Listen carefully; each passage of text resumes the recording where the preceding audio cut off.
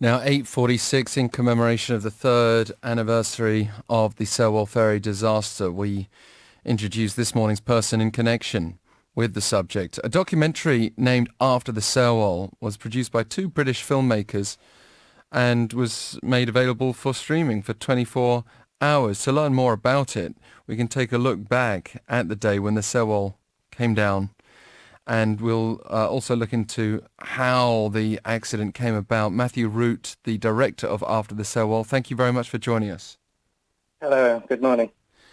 So for the benefit of our listeners, and for me, can you just give us a brief summary beyond what I've just described? Yeah, so After the Sewol is a documentary that takes a look at what changes in Korean society have occurred since the sinking of the Sewol in 2014. And it takes a look into Korea's history to see why no action was taken in the first place to prevent it. And we do this by looking at similar past accidents where a lack of safety standards and practices had a big involvement. Just a quick note on the streaming service that was available all day yesterday. What was the response like? Well, leading up to the release of the 24-hour streaming, we had a great number of pre-orders come in, but regarding the final number, that's something which Vimeo, there's like a 1 or 2 day delay on that, so we're actually still waiting for the final numbers to come in, but I think it's done better than we expected. I think the main thing is we just finally got the film out there so people could watch. If we still want to watch it, how can we do so? Well, the streaming has finished now, so our next step is to let the film run film festival circulation, and we're currently in talks with a few distributors, so hopefully we'll have some kind of distribution deal soon and have a general release, I guess. You know, we're kind of aiming for the summer. Now, there have been other documentaries. Obviously, Korean language material's been extensive on this, a lot of which has been subtitled. So in creating this, you could have done a lot of research as well as speaking to people directly here. Mm-hmm. What was that process like? Well, initially I began the documentary back in spring 2015, so it was just 1 year after the accident happened.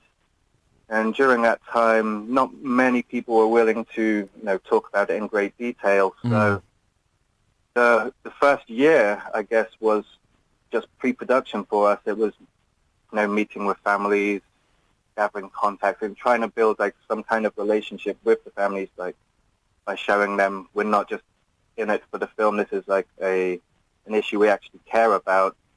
So, I mean, that took the best part of a year, and then from there, that is when I met Neil, and we kind of got together and made a plan of, how we can go about doing this now, whilst, being cautious of this sensitive issue.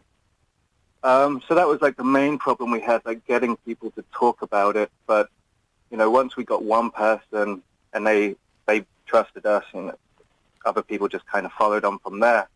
And, 2016, when we was in production, it was a fairly straightforward year in terms of like putting together a documentary.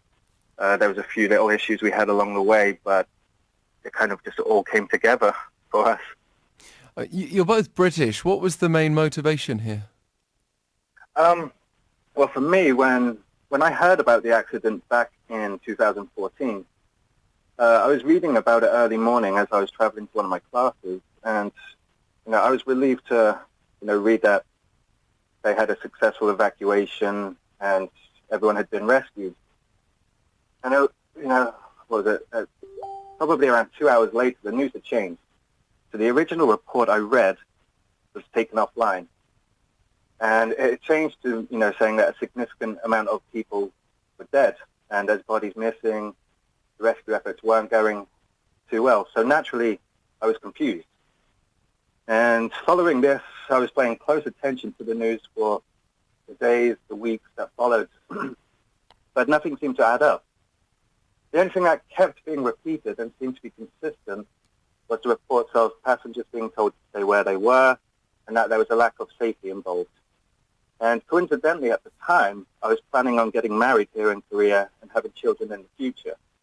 So this kind of led me to want to find out what kinds of safety standards and practices are flawed within this country, with the hope of, raising awareness so that this kind of disaster doesn't happen again. Now, not just to my children or family, but everyone. I believe that a lot of people take safety for granted, and, it's something that shouldn't be. What was your experience of speaking with those most sorely affected by this tragedy? Sorry, could you repeat that again? I didn't quite catch the end of that. Sure. What was your experience of speaking with the family members or those loved ones who are most sorely affected by this tragedy among those who survived it? Well, it was tough. The first time I met them, I wasn't quite made aware that these were the family members who lost their children. So I was kind of thrown in at the deep end a bit. But generally, from the people we talked to, they're obviously not happy about what happened and the lack of action, lack of communication from the government. I think Neil put it best in a short article he wrote a few weeks ago, and what he said in that was something along the lines of, what the government did was akin to murder. And, that's exactly what the families think. So, they're not happy about it. And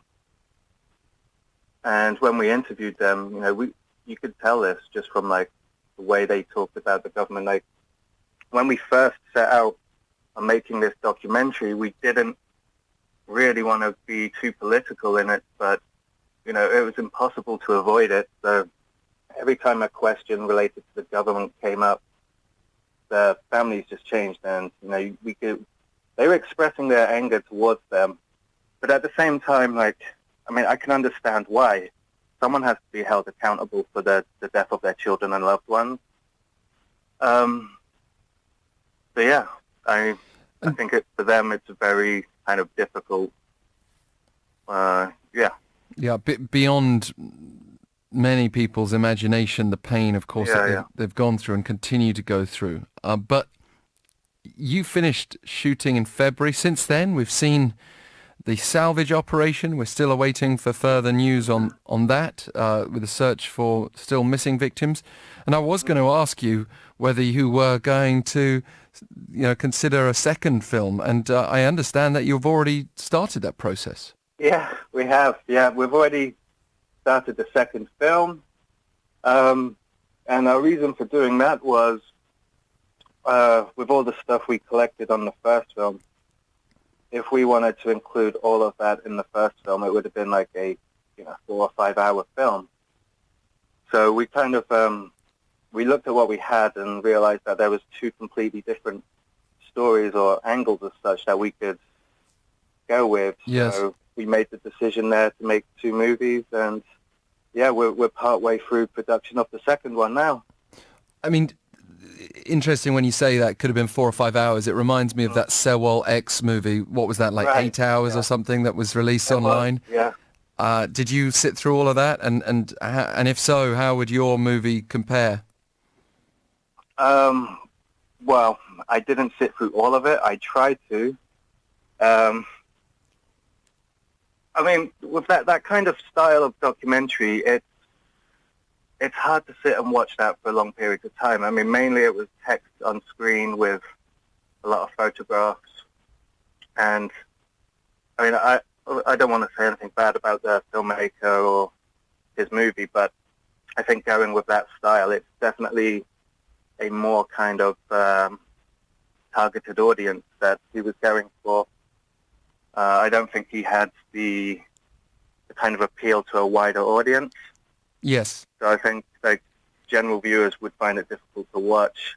It's more of one of those online revelation type things, whereas yours has got the professional screen of a televised documentary.